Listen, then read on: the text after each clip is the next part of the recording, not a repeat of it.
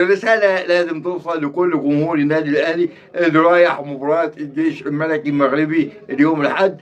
الرسالة لازم تتحلى بالأخلاق الرياضية الأهلاوية. لو جنبك حد بيشتم لازم تقول له بلاش قلة الأدب، شجع واعمل اللي عليك. أكيد اللعيبة هترد في الملعب. راح واللي حصل في المغرب، سواء المباراة الأولى بتاعت الجيش الملكي المغربي وتم العقاب أو في الأحداث للمنتخب الوطني المصري، لابد من الاحترام والتشجيع في نطاق الأخلاق. شكرا لوزارة الداخلية المصرية السماح بالساعة الكاملة أمام الجيش الملكي المغربي والنادي الأهلي على استاد القاهرة يوم الأحد إن شاء الله، لتشجيع ومؤازرة النادي الأهلي في المحنة الفنية. إن شاء الله يكون الفوز حليف النادي الأهلي بالساعة الكاملة في آخر مباراة في دوري أبطال أفريقيا.